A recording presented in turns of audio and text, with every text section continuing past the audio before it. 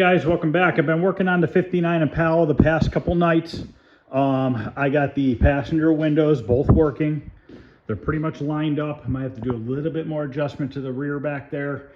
They're pretty darn close. I put the sound deadening mat on there. I have the wire zip tied up inside on the inside of the door for the interior shop. Got all the back insulation or sound mat on back there. I just made the wiring harness for the convertible top. I used 10 gauge wire and it's all plugged in here. And I wrapped this harness that I made in some black cloth electrical tape. Ran it all through here down the inside of the sill plate. And as of right now, I just have it sitting on the floor with the switch because I'm not sure if the yellow, which wire goes up and which one goes down. Either the yellow goes up or down or the red goes up and down. So I might have to switch the two wires on the two terminals once I get this thing filled with fluid. Now I have not done a new pump on a convertible top with cylinders in probably 25 years. I don't remember anything about how I did it. Luckily this kit came with a bottle to fill it, and also it came with instructions. So let's go over these instructions in case somebody needs to do this and maybe doesn't have the instructions or something like that. You know, probably be good to make a little video about this. And I'm basically learning as I do this right now because, like I said, I just don't remember. This thing's got some dust and dirt on it from sitting around. So basically what it says here is I have to fill this with automatic transmission fluid, but I don't know how much to put in it yet. Man, there's dust and dirt all over this thing. I don't remember, or I don't know how much to put in here yet.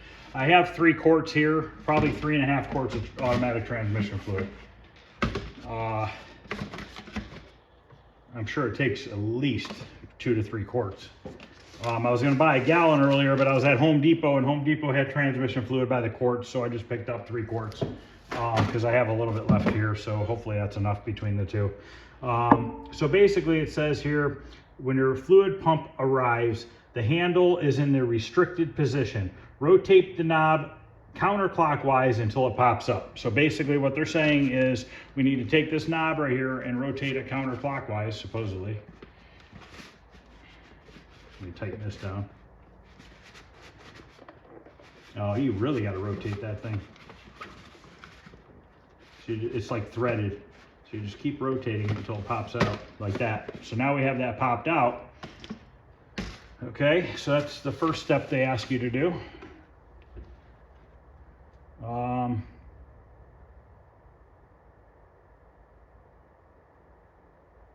So you can use automatic transmission fluid or brake fluid. You can use either or, it says. So okay, so now we're down to here and we got it counterclockwise and it popped up. It says unscrew the white pump assembly from the Fluidimatic system canister. It's already unscrewed. Okay. And add automatic transmission fluid or brake fluid, whichever type is currently in your hydraulic system. This is a brand new system. We don't have anything in there, so we're just gonna go ahead and use the transmission fluid. Some types of automatic transmission fluid look just like brake fluid. Use your nose. Brake fluid has a very pungent odor. ATF smells like motor oil. We don't have to worry about that. Once again, this is a brand new system. Do not add ATF to systems that has brake fluid. They keep going over this, I know that. And then it says screw pump assembly back into Fluidimatic canister. But it doesn't say how much to put in there. Hold on here.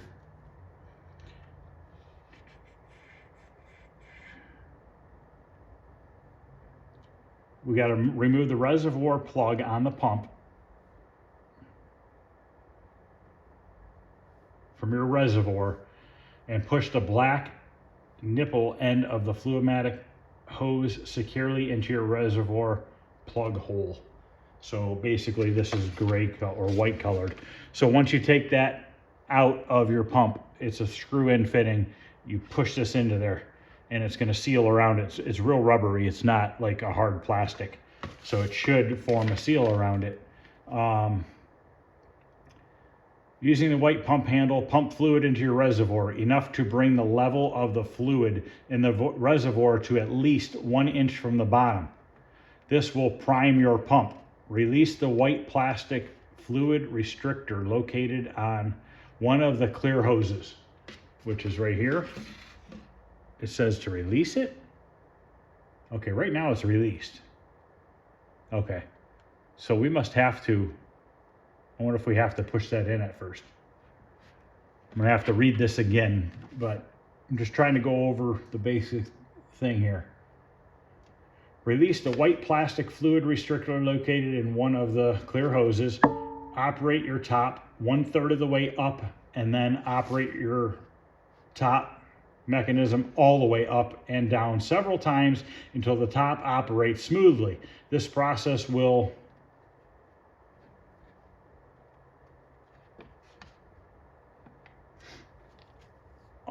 and then it says alternately add fluid to and expel air from your power top system. Note, convertible top pump motors are not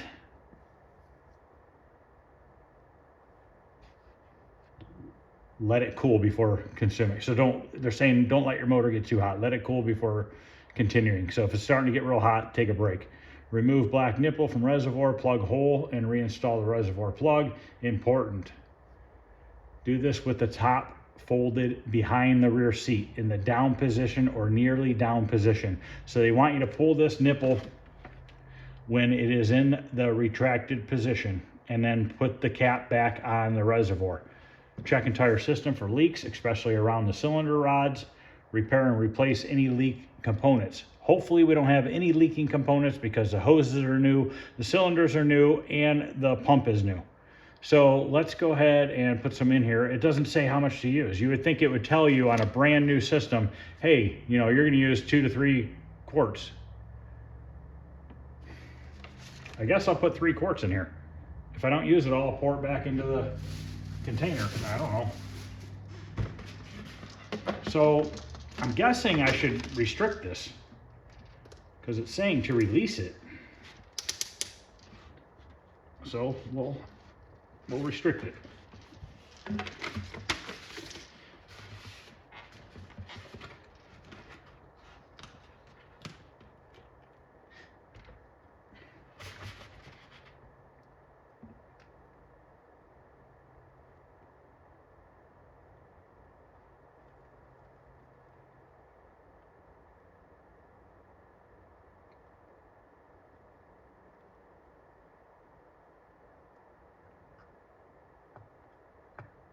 Three quarts seems like a lot. I wonder if I should start with 2. I mean, that pump's not very big.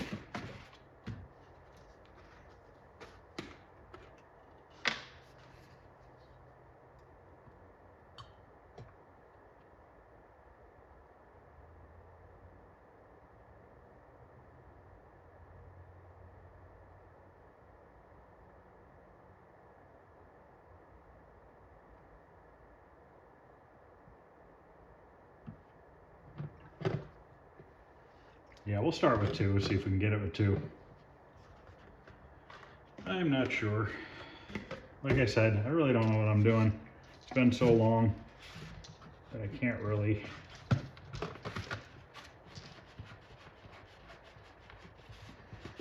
Okay, that's what we're gonna start with. So now we need to go over here. And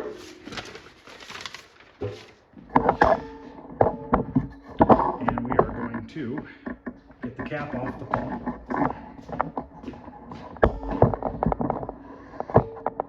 Which is at the top of the pump.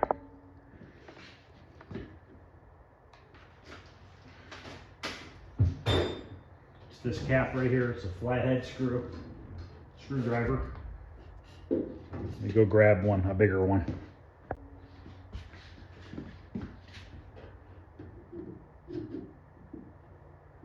Now, I don't know if these are pre-tested from the factory. If there is, I would think there's no fluid in it. Of course, I got a screwdriver that's too fat. Okay. I got two different sizes, so hopefully one of these two will work.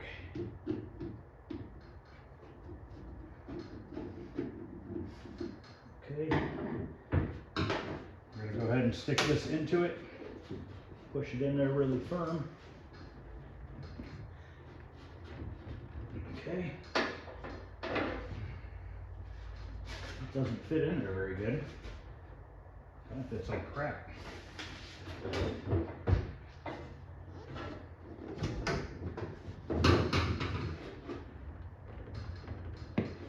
That's not too bad. Okay, that's in there, caps removed. Just want to go over this again.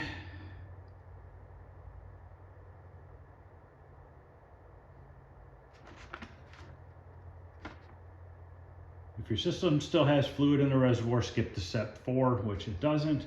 Using the white pump handle, pump the fluid into your reservoir. Enough to bring the level of your fluid in the reservoir to at least 1 inch from the bottom.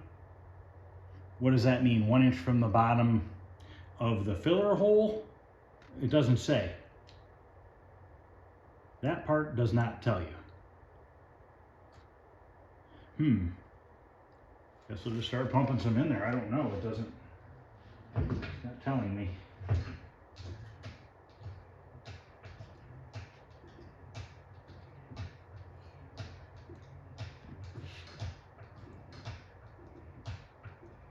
I don't even know, how am I supposed to know when it's 1 inch from the bottom?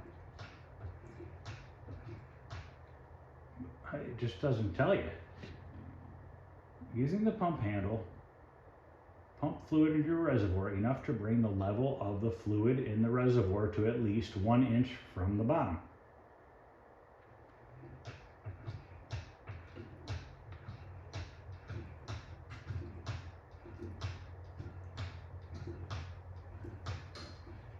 Probably got to be close to a quart in there.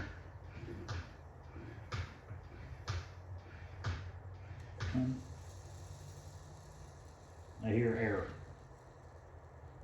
Does that mean one of the fittings are leaking, or is that air coming out of the cylinder?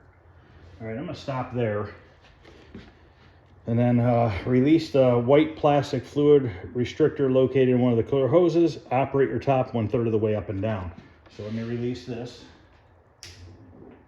Okay, what that's doing is I can see it's drawing the extra fluid back into the container, and you can hear the air coming out of it too. And now it's saying to operate the top 1/3 of the way up and down. I don't know which way is which yet. Get my handle out here.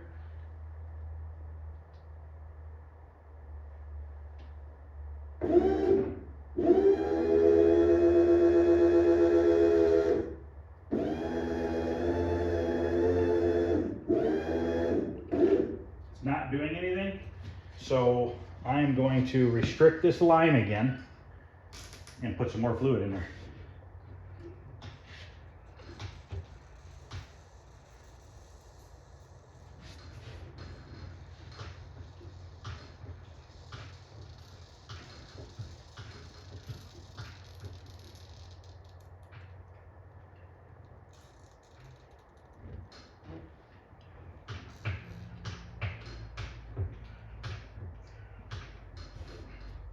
Open it back up.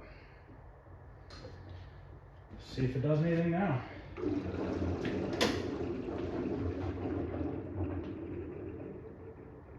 It's a lot of air.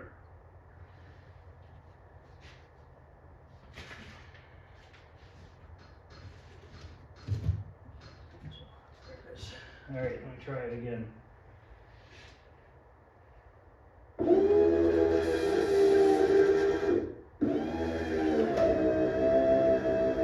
Okay, it's wanting to go up a little bit. So I have my 2 wires backwards. First thing I'm going to do is switch these 2 wires before I go any farther. Okay, since it wants to move a little bit, I'm going to go ahead and add more fluid. Not warm or anything. It's not like I really ran it for a long time. So I'm going to close this restrictor again. Let's try to pump more in there.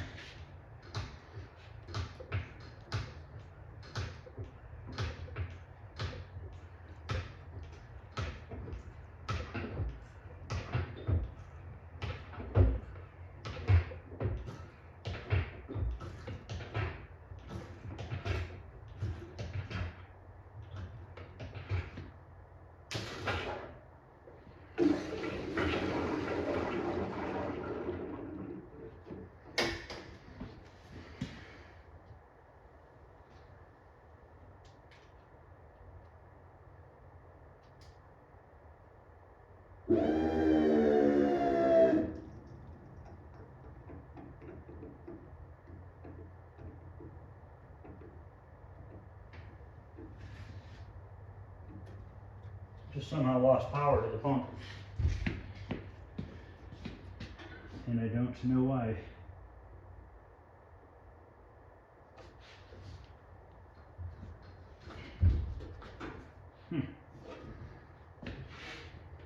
Check, make sure I have power at the switch still.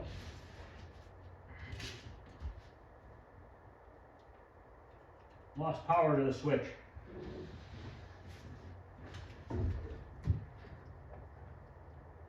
Just checking under the fuse panel here.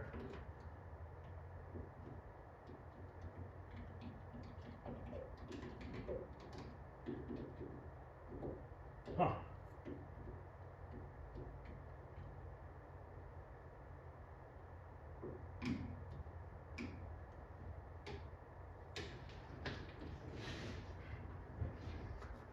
Just looking to see why I lost power going to the switch. That is very odd. It's into the fuse panel, and then it comes out of that. It's plugged into accessory, which I don't know, accessory, does it have a fuse?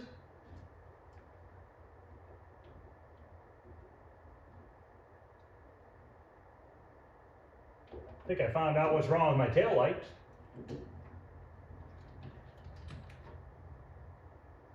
Unless this is connected to the tail lights. Found a blown fuse. The tail lights aren't working, and this, pretty sure this said tail lights. This is a 15 amp fuse, so let me go, might have to go in the house to get these. I don't know that I had them out here. Okay, I had them out here. So let me put this in and see if it gets power again.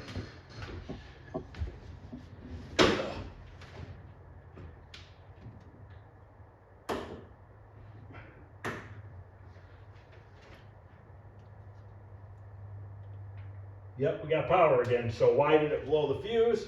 Is it just because it doesn't have enough fluid? I'm not sure. So what I'm going to do is grab another quart of fluid, pour it in there, and keep pumping a little bit more in there.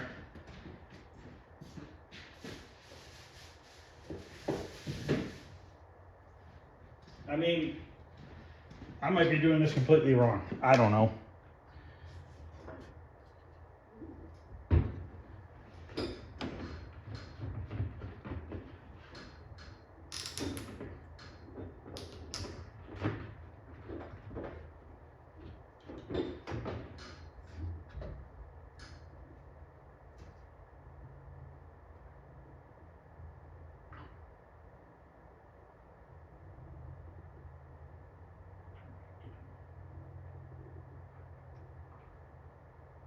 Okay, just poured the third quart in there. Spilled a little bit in the car. I'll clean that up.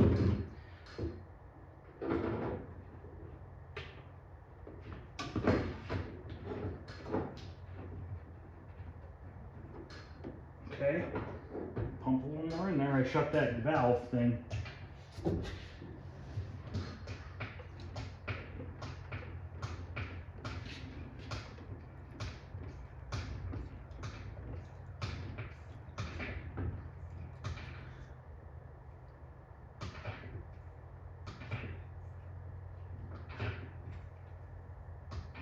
Okay.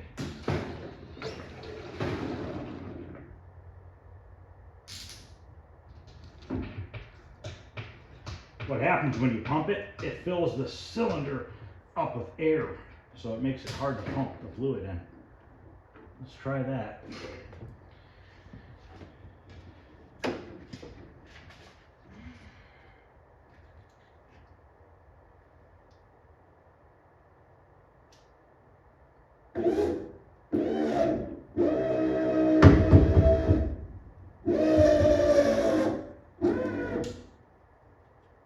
Okay, I gotta see. See, now you gotta keep in mind, I have never operated this top, so it's seeming a little funny on that side, like it's acting up a little bit. Now, I don't know if that's because maybe this cylinder doesn't have as much fluid in it yet, or is the top not adjusted right? Did somebody take the top out at some time? I don't know. So let me pause for a couple minutes, screw with this a little bit and see what it's doing. Okay, so the problem was the wire that I tapped into the accessory plug on the fuse panel, and that was going to the 15 amp breaker, to a 15 amp fuse, and it was not a strong enough of a connection, or didn't have enough power, so I switched it to a different wire under there. I believe I'm tapped into the correct wire for the convertible top switch. So it was all cut up and electrical tape together, so I actually cut it back farther.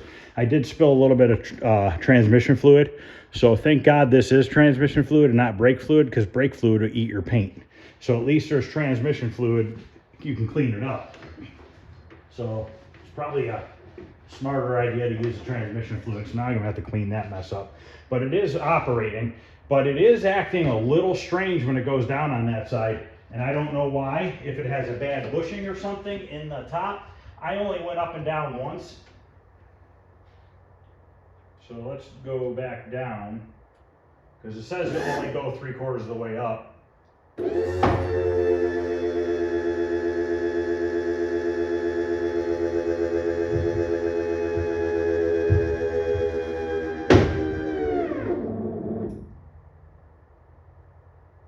Okay, let's go up now.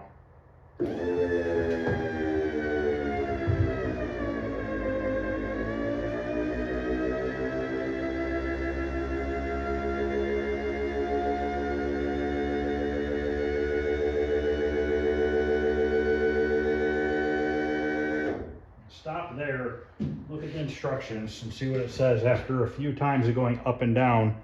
What do they want me to do next?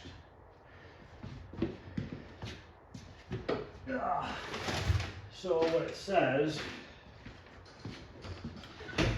okay, operate your top mechanism. Okay, we say here, release the white plastic fluid restrictor on the hose. I did that. Operate your top 1/3 of the way up, and then operate your top back down to starting position to release a little bit of air back into the bottle. Operate your top mechanism all the way up and down several times until the top operates smoothly. This process will add fluid or expel air from your system into that container. Okay, so let's go ahead and finish going up all the way.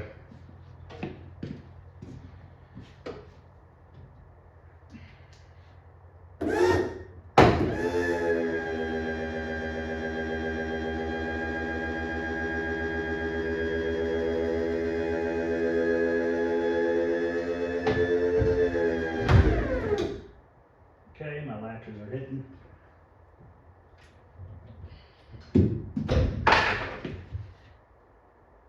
I might have my latches on backwards.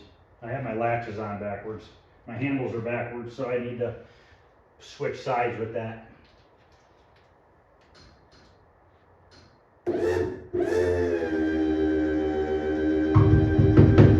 You see that over there? Ah, I know what's wrong. That bracket right there, it's moving. That bracket is not tight in the car. Somebody loosened that bracket right there, and it's causing it to skip up and down.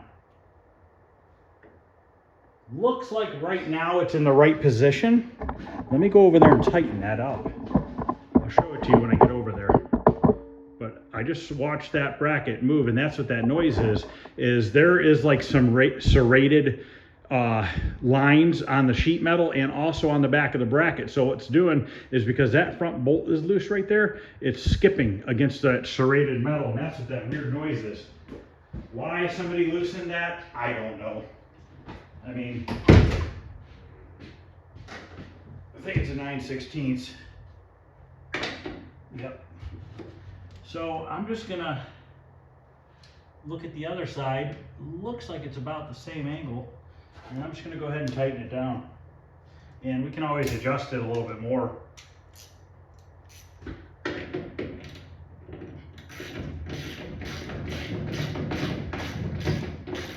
There's a nut on the back side.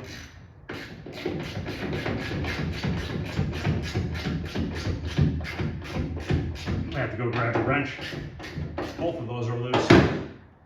So I need a 9/16 wrench. I might as well check the other side too. Let me grab that real quick. I'll just keep the camera rolling for a second.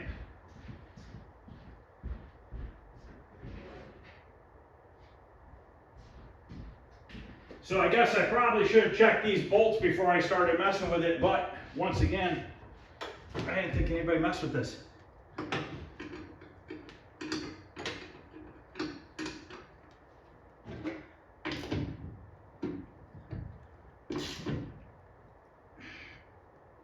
Okay.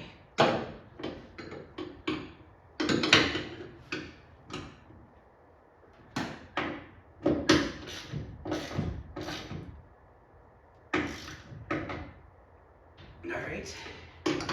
Now these doors are still shutting a little hard. That's why I'm leaving the windows up. I'm trying to compress the weather stripping. They're actually getting better. Last night when I got those windows finished in that door over there, that door was pretty hard to shut. It's definitely shutting easier tonight than it was last night, just from being compressed overnight. I mean, this side's a little bit loose, but not like that other side. All right, go ahead and go the rest of the way down.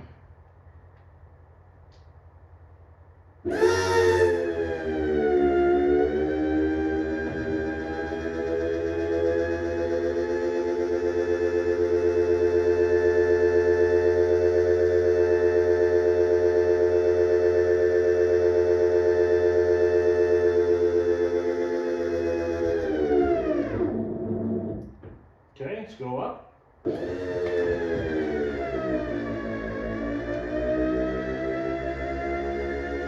Slowed. Fluid's going back into the pump with air bubbles.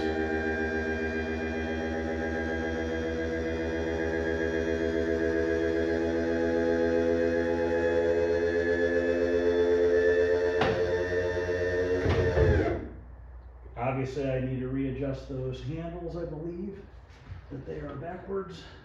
Let me see. Yes, they are.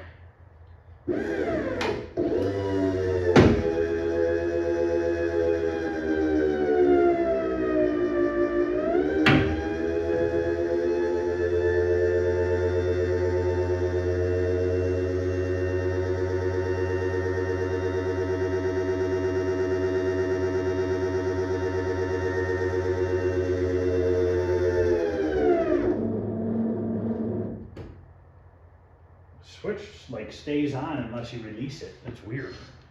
So is that in the right position? It doesn't look like it's low enough. You would think it would go down farther. So why is it not going down farther? This is a little bit out of my league, guys. I'm not a convertible top guy by any means. I mean, it's all I can do is get it to work. I'm sure the convertible top people that are doing the interior could probably adjust this thing as needed, because I have no clue where it's got to be. You know, is it going to operate better or worse when the top is on it? I don't know. You know, I just get the things working, and usually, hopefully, they will do any adjustments that need to be. Now, you know, because that arm was loose over there, is the whole freaking thing out of whack? I don't know. You know, I don't know what the last people did to this thing. The guy who owned this car before he passed away and worked on it for 20, 30 years, literally took this thing so far apart, lost so many parts that it was extremely hard to put this thing back together, because most restorations I take apart and I remember in my head how they go back together. But when you get a car that is completely stripped apart, like the dumbest shit is taking a part off of the car, and then you get a car with some boxes of parts and hoping they're all in there. And that's what's taking so long, is there was so many parts and pieces and little dumb things that were missing on this car. Like for instance, you see this little bracket right here, this little piece of black sheet metal that covers around the handle, those were missing. You know, all this stuff was missing, like the dumbest stuff. And this isn't like the easiest thing to find. They don't reproduce that part, so you got to get it off another convertible top. And then, you know, any convertible tops usually that you're getting these parts from are just rusted to shit, and these parts are rusted to crap. So it's hard to try to find some of these weird parts like that, you know. And that wasn't just like the only thing. It was like a bunch of stuff like that. A bunch of stuff that was hard to find, you know, that are 59 only. Now these might be for a 60 as well. I don't know, you know, I'm not sure. You know, I should probably look at my 62 over there, my convertible, and wonder if that's the same bracket as well. You know, maybe that's 59 to 62 or 59 to 64. I'm not sure.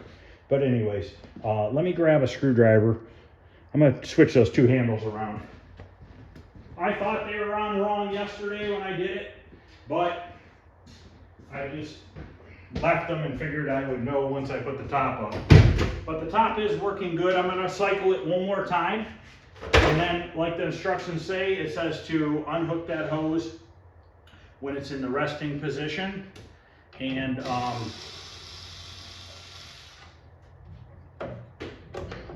put the plug back in.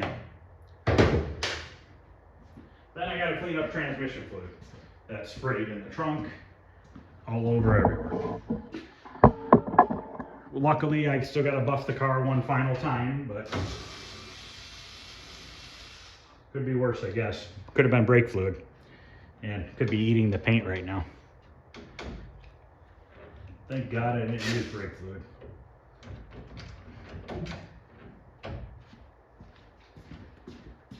But yeah, I think I spent more time waiting to find parts and get parts than I did working on the car.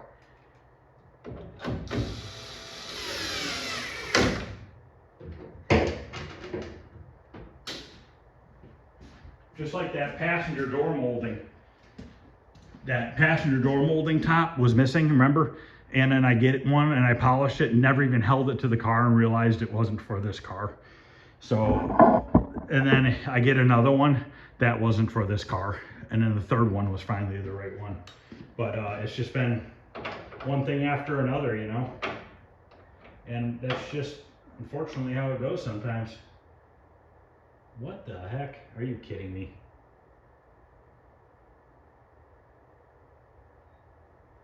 Did I have it on right?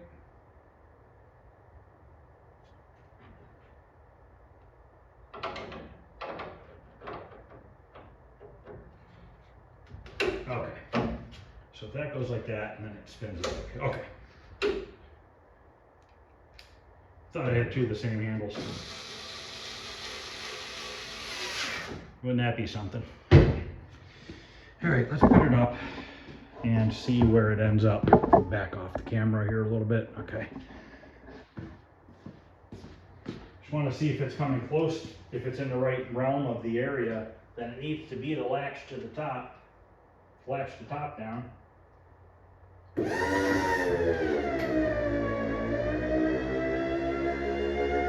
I'd have to say it's running pretty smooth.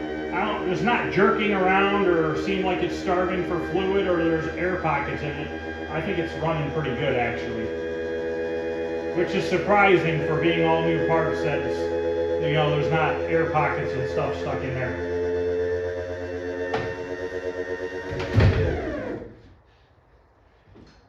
Okay, so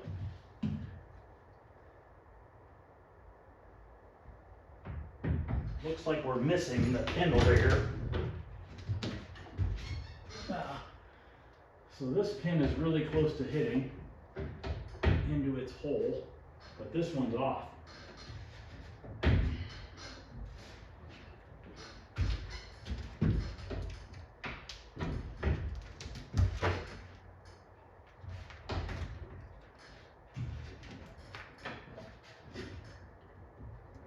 and that's it looks like there's an adjustment on the bracket on the, looks like it didn't tighten the bracket all the way down on the windshield pillar.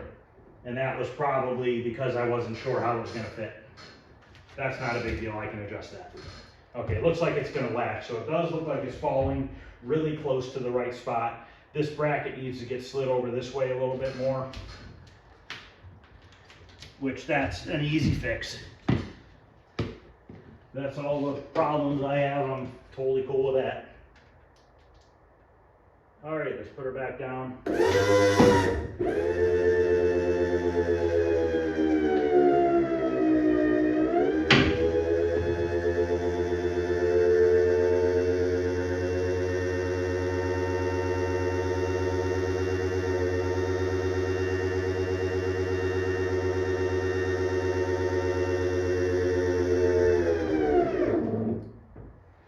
Yeah, that's not going down all the way. I think it's, you know, it's got to go all the way down to there.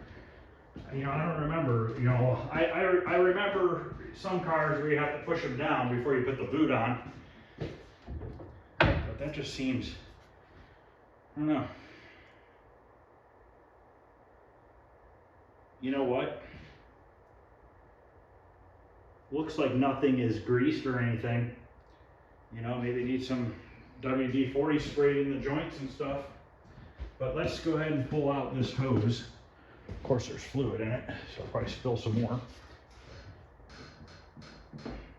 To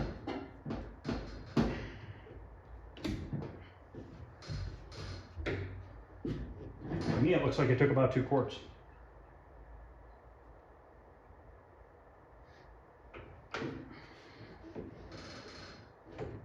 I'm going to save this container because when I do my convertible, or if I do any other convertibles, and a little bit's running out.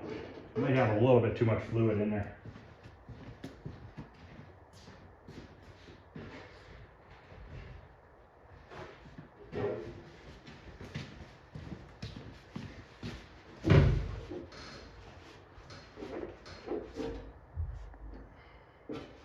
Right now it's to about the bottom of the hole.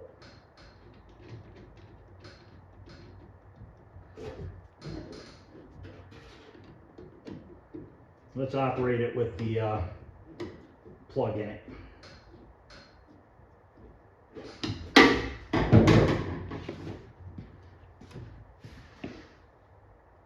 Might act funny now that I push that down like I did. But you know what? It's like, is this supposed to be this high right here? I don't know.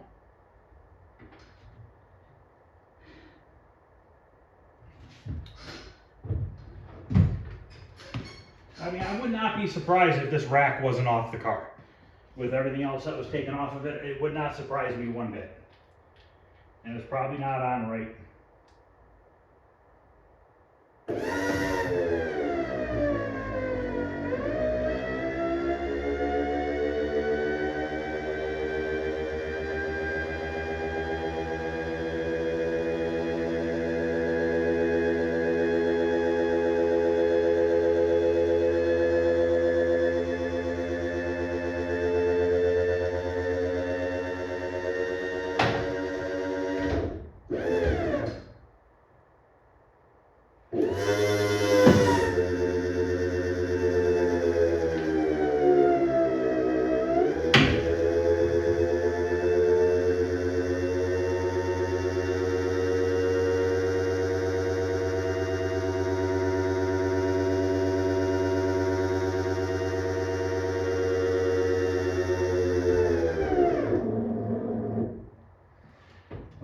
Leave it like that.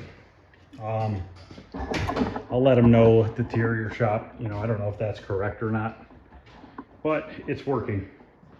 Don't seem to have any leaks other than what I spilled. So we have the top working. The wiring's now working because I am hooked up to the right power wire that goes to the convertible top switch. Somebody, like I said, had it all hacked up. The plug end was broke off, and like 3 inches from the plug end, they had a bunch of electrical tape wrapped around it. Let me grab it, I'll show it to you.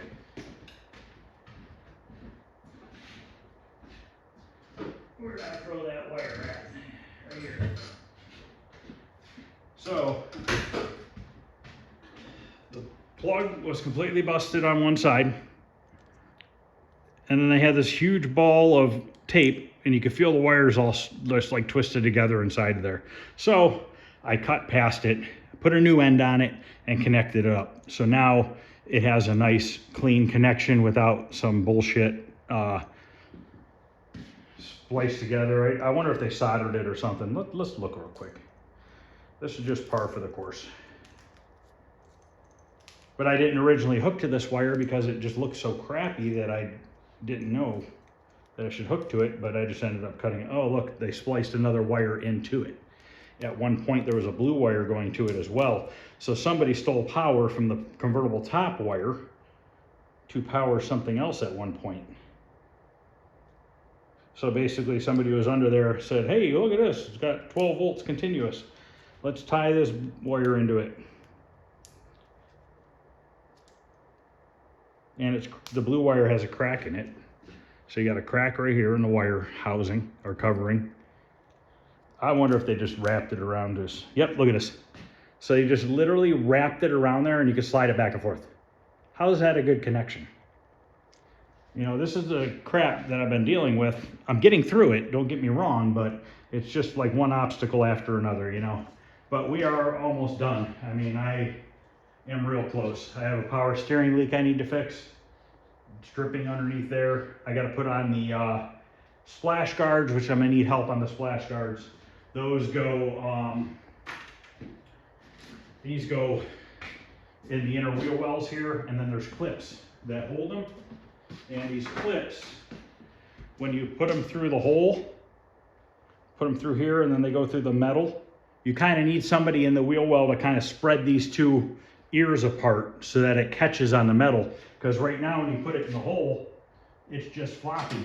It just flops around in the hole. So once you push this through, you need a flathead screwdriver. You need to pry it both ways, or maybe even a pair of needle nose pliers. So I'm gonna have to have one of my buddies come over here and hold the clips for me, and I'll go in the wheel well, and I'll have to take the front wheels off, jack up the car, but then I can put these in. I would have put these on when I was putting the front end together, but I didn't have these brackets, but now I have new ones. We had some of them and they were all rusty and crappy looking. So we ended up getting new ones from Chevy shop in California. He sent them to us along with the cables for the heater box. Last week, I think I got all those parts. So, all right, I'm gonna end this video. I figured I would just make a video showing you, hopefully that helps some of you guys out, you know, filling your new systems up if for some reason you lost the paperwork, don't have the paperwork, or maybe even you are using an old system that's been completely drained.